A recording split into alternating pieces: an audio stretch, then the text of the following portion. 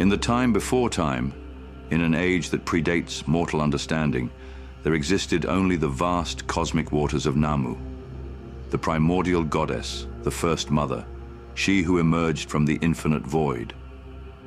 Namu was not merely water as mortals would know it, but rather the embodiment of all potential, all possibility, the raw essence of creation itself. She was both infinite and singular, a consciousness spanning the entirety of the pre-creation void, carrying within her depths the seeds of all that would come to be. Within this infinite deep stirred the first differentiation, a separation so profound it would echo through all subsequent creation. From Namu's unfathomable essence emerged two great powers, Ubšu, whose waters were sweet with the promise of life, and Tiamat, whose waters were bitter with the mysteries of existence. Their very nature was contradiction. Ubšu's waters bringing forth order from the deep, Tiamat's essence preserving the infinite possibilities of chaos. When their waters first mingled, reality shuddered into being. It was not creation as mortals would understand it, but a cosmic coupling that would birth the very concept of existence itself. From this union emerged beings of such fundamental power that they were less gods than living principles of the universe.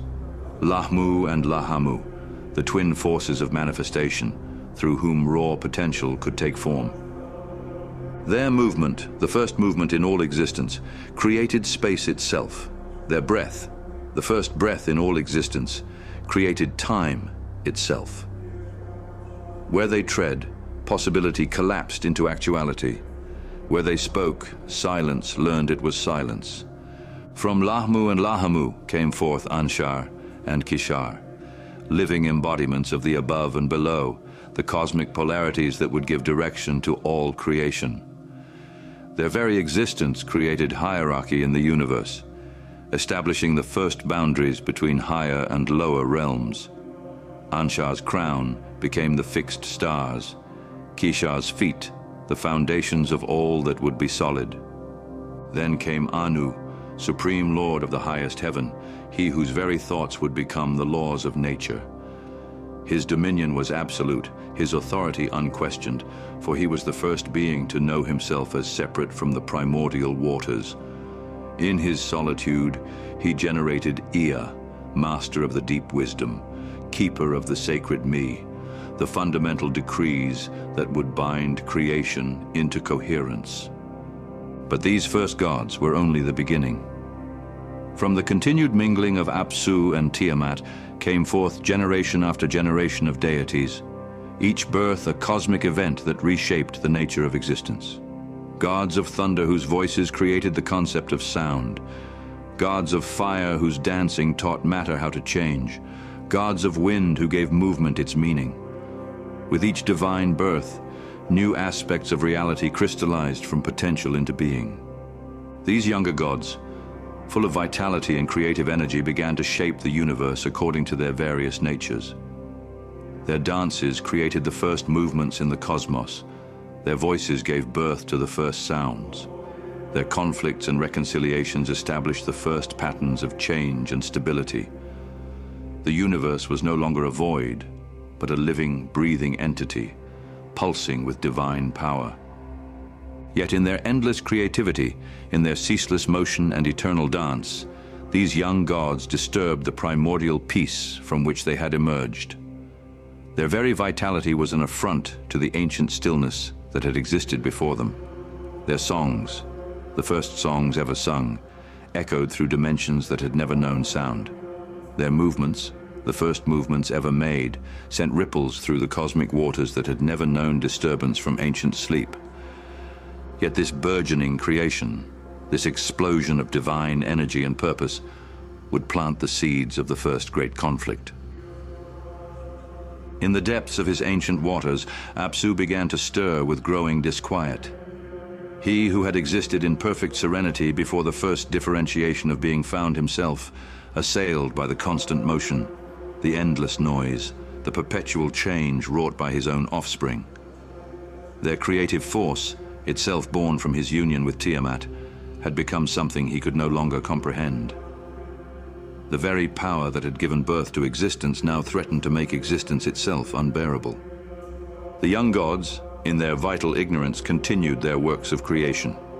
They wove new laws into the fabric of reality, spun new forms from the raw matter of possibility, shaped new concepts from the infinite potential that still lingered from Namu's original depths. Each act of creation sent new shockwaves through the cosmic waters. Each divine decree added new layers to the complexity of existence. Each divine birth further disturbed the primordial peace. In the salt waters of her domain, Tiamat felt these disturbances differently. Within her bitter seas churned both the memory of original chaos and the potential for all future forms. She contained within herself both the power to create and the power to unmake, both the force of generation and the prospect of return to formlessness. The activities of her children were not merely noise to her, but the very pulse of existence itself, uncomfortable perhaps, but necessary. But Apsu's disquiet grew into something darker. The sweet waters that had given birth to the first possibilities of order now roiled with a new purpose. In the deepest reaches of his consciousness, where thought itself was barely distinguishable from the void, a terrible plan began to take form.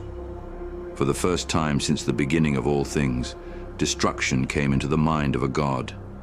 It was Ea, master of deep wisdom, he who understood the patterns beneath patterns, who first sensed the approaching doom.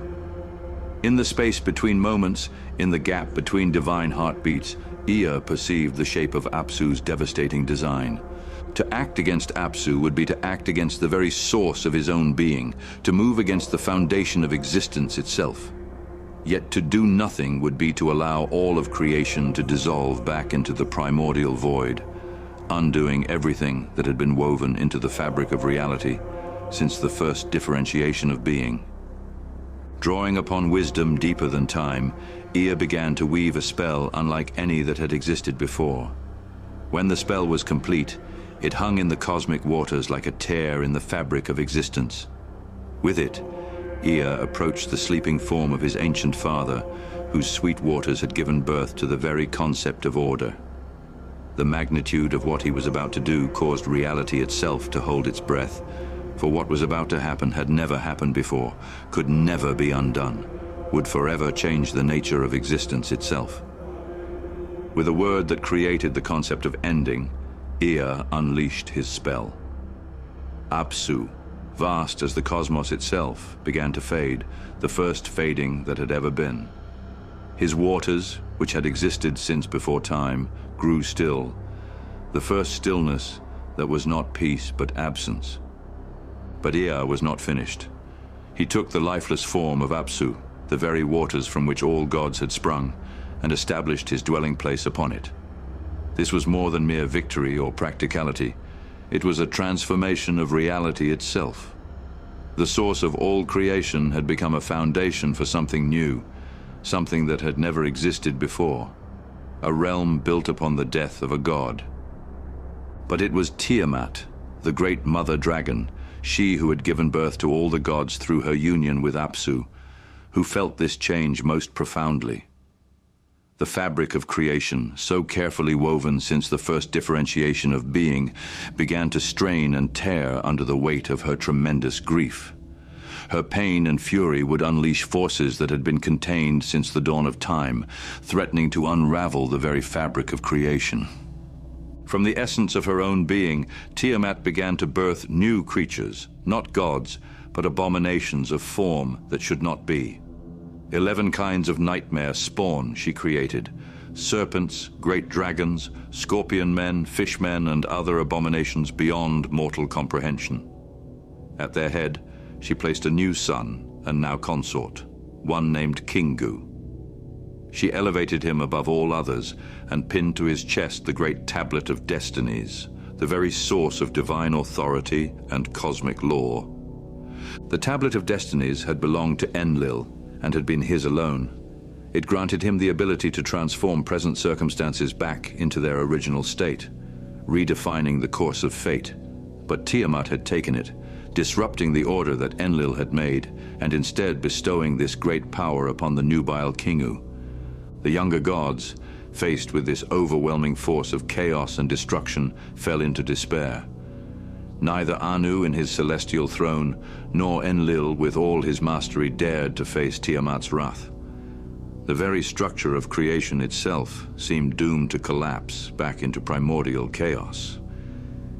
It was in this moment of cosmic crisis that Marduk stepped forward from among the gods. I alone am able to wrest control from Tiamat.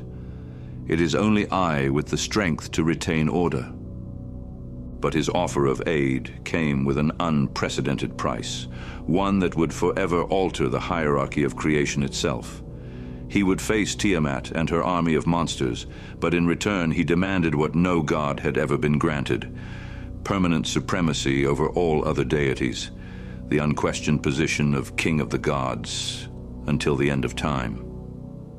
The gods gathered in formation at Ubšu-ukkinna, the sacred chamber that existed in the space between spaces, the time between times.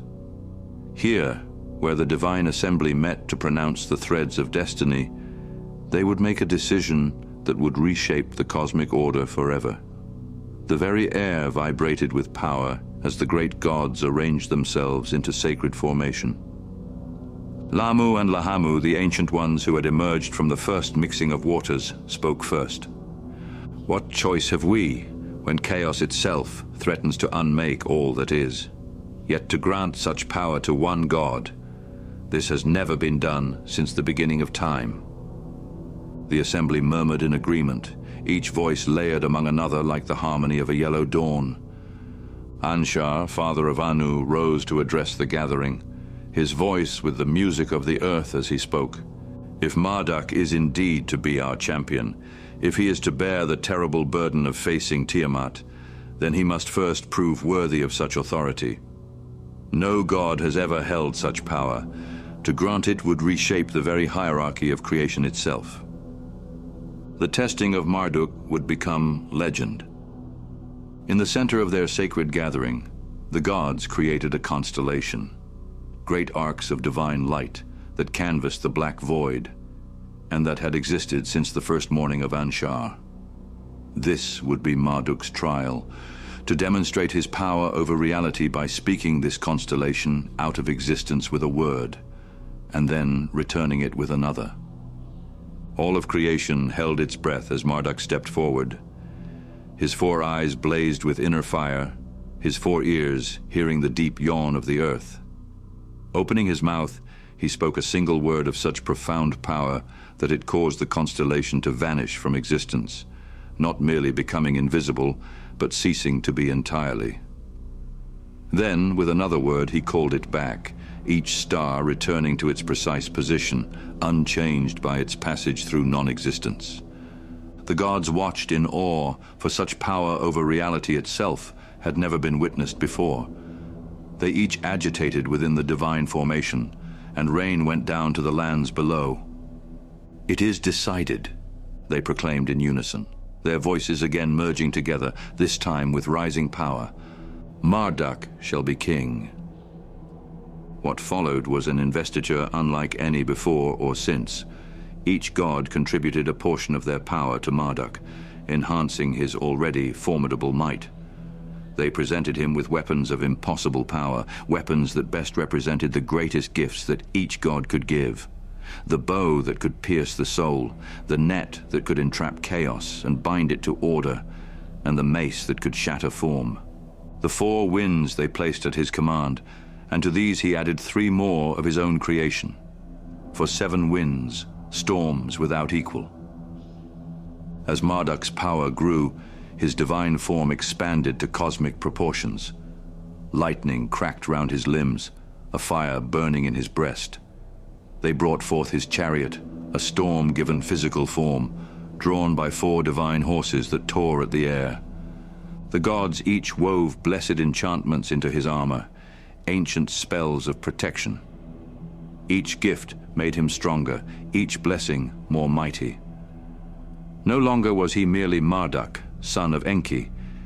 He had become something new, something that had never existed before, the king of the gods, supreme among all the divine beings. Yet even as they gave him their powers, a shadow of doubt crept into some of the hearts present. For never before had such authority been concentrated in a single being. Never before had the cosmic hierarchy been so fundamentally altered.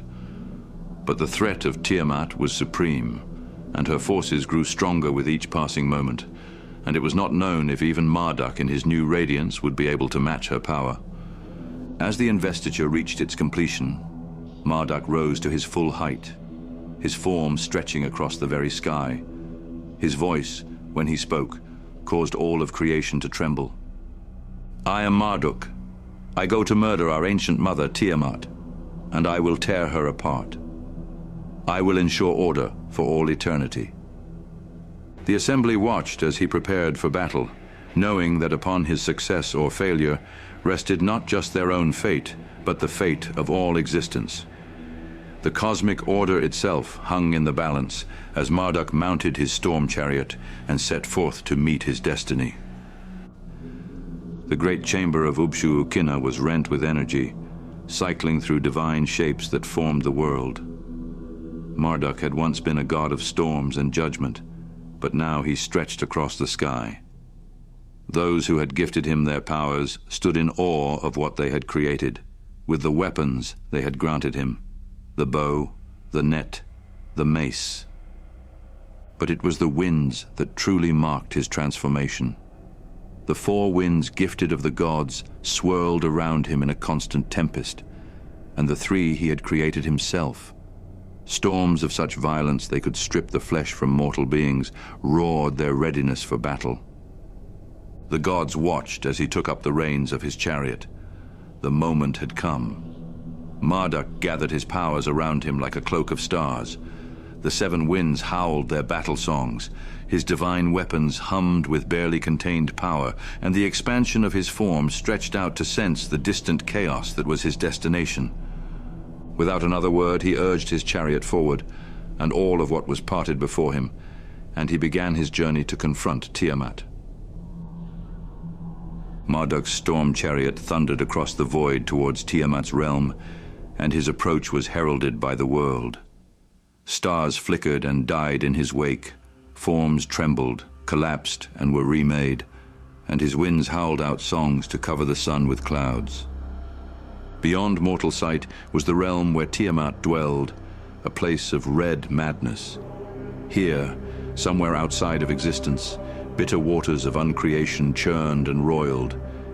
It was not a place as such, but an insect cocoon, wrapped around the mad god, a reality that had once been from the time before all was spoken into form. As Marduk drew closer, he began to perceive Tiamat's armies arrayed before her. The 11 abominations she had birthed from her own essence that were unlike anything that had existed before or would exist again.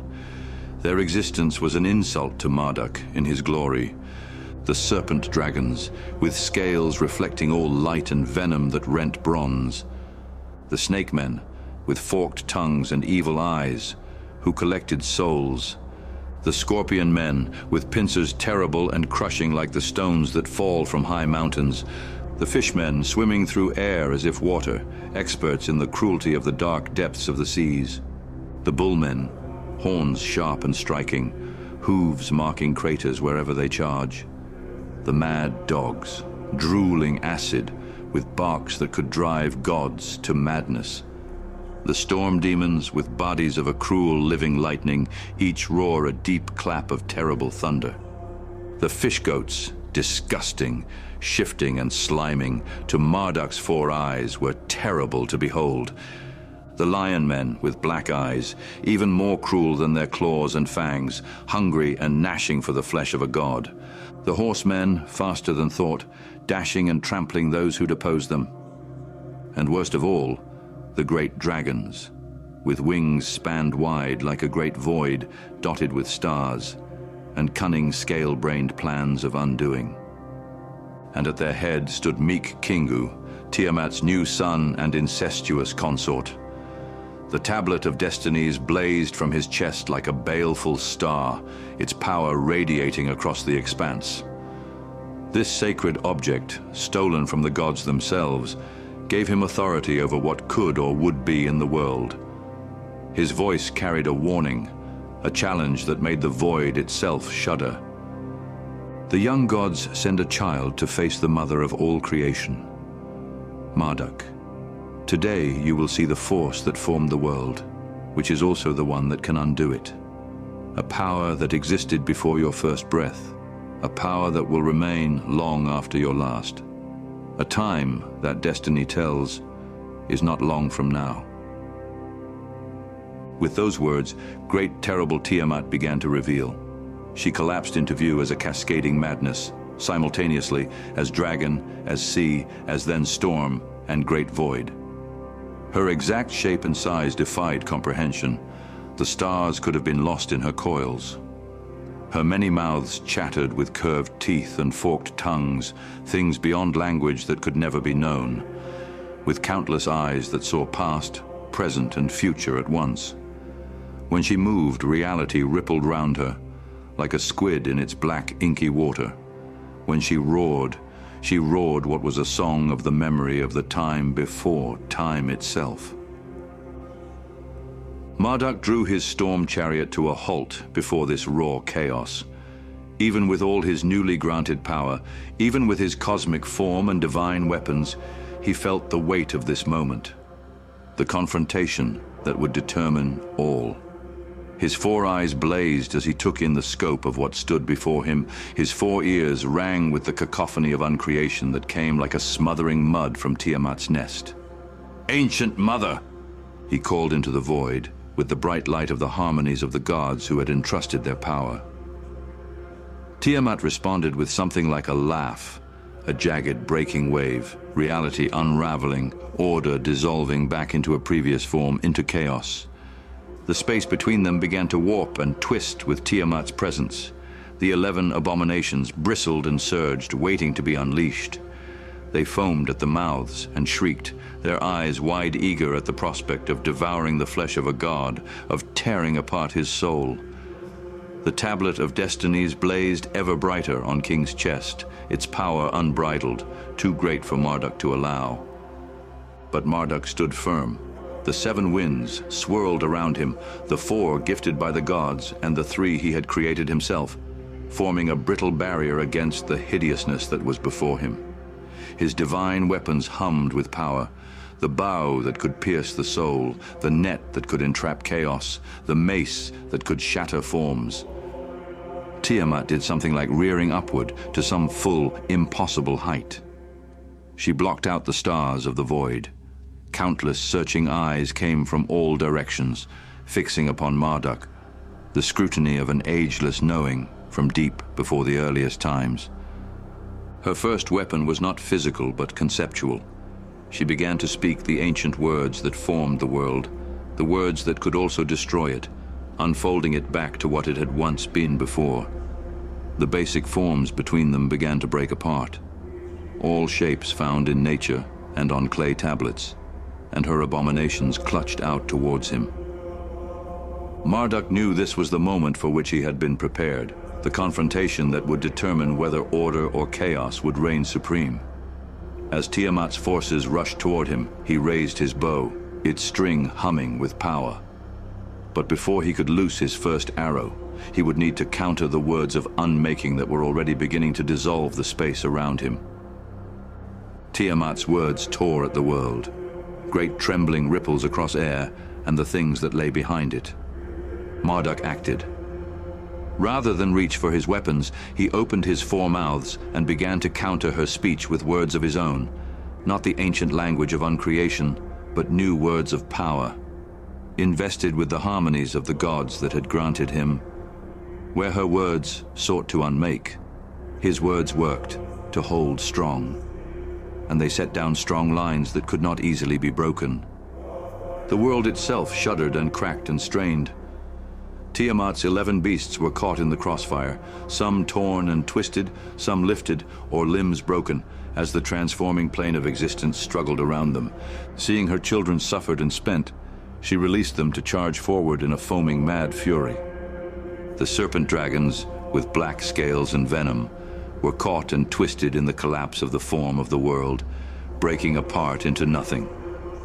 The snake men with forked tongues followed suit and were sent reeling into the realm of non-existence. The scorpion men, clutching and clawing at Marduk, he banished with his 3 winds, tearing the claws from their arms to dispose them.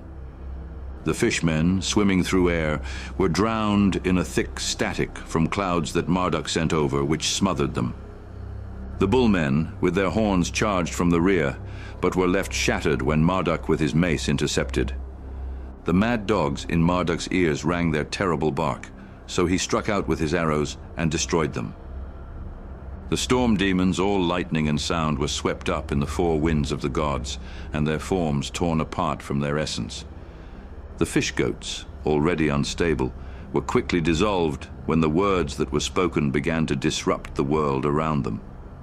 The lion men, eager to feast, came up and almost tore through the strong legs of Marduk, but leaping out, just a scratch, he returned with his mace and deformed them. The horsemen were spooked by the breaking of form, and their thundering hooves were left looking for hard ground, but found none. Weak in the heart, and followed by arrows, Marduk soon after destroyed them. Kingu stood with the great dragons, their wings like the night sky, protecting him and his terrible tablet of destinies.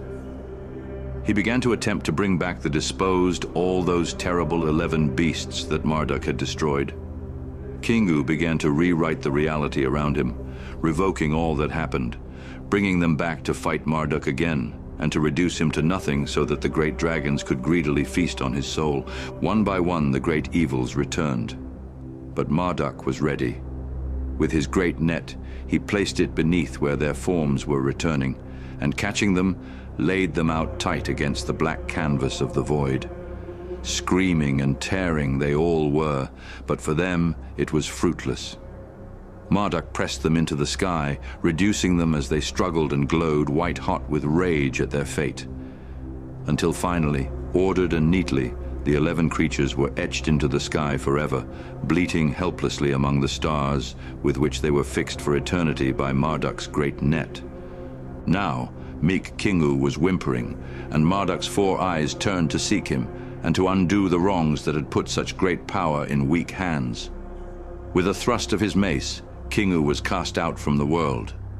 He placed the tablet of destinies upon his own chest, ever more powerful than before. He heard Tiamat cry with 2 calls of agony, one for her sweet Kingu and another for her newfound predicament. Marduk could see that Tiamat was caught in the net he had cast, and her great swarming mass was beating and shivering against the grid of even form that overlaid her. Knowing he'd won, he called out one last time, shouting into her blackness, "Order once formed cannot be broken. The noise of creation will sing ever more loudly to praise me." With his mace, he delivered his final blow, rending Tiamat in 2, breaking her unknowable mass into several components. Finally, he could see his mother's 2 great eyes, gentle and tender, filled with the terrible grief that had borne this. From the loss of her husband to the loss of her son, the great goddess had only known pain for her own nature. Marduk was filled with tender affection for his mother, and saw that she must be remade in reflection of order, not destroyed, but uplifted to share in the song of creation.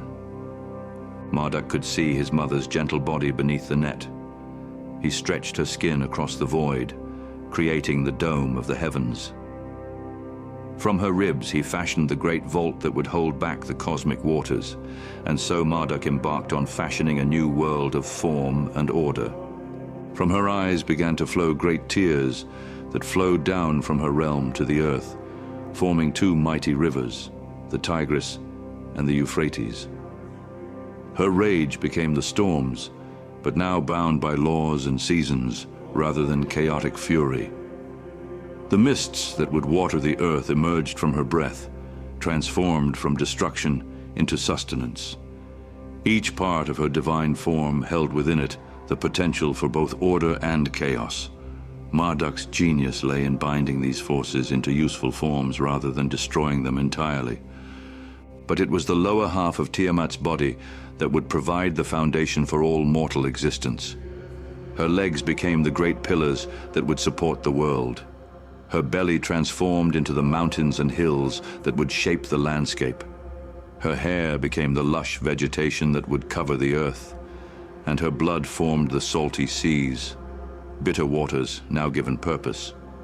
The tablet of destinies, stripped from Kingu's chest, now blazed upon Marduk's own breast, giving him the authority to establish not just physical laws, but the very principles that would govern existence itself. With the physical framework of creation established, Marduk turned his attention to the movements of the cosmos. He set the courses of the celestial bodies, the sun, moon, and stars, establishing the first calendar. Time itself was given structure, years, months, days, all flowing in ordered procession rather than the timeless chaos of before. Finally, the gods arranged themselves in sacred assembly at Ubšu-ukkinna, but this time not in desperation or fear. The vibration of the chamber was harmonic, like the light voices of those who dwelled within. Now they came at the summons of Marduk, king of the gods, architect of order, he who had reshaped chaos into creation. The divine chamber hummed with power as Marduk revealed his final design. "From divine blood shall they be fashioned," Marduk proclaimed, "yet bound to earthly form. They shall inherit both the spark of intelligence and the limitations of physical existence. Their very nature shall be dual, capable of both creation and destruction, of both wisdom and folly. Through their striving, they shall give meaning to existence itself." And so the gods blended clay from the four corners of creation, and with Kingu's divine blood, Marduk created man.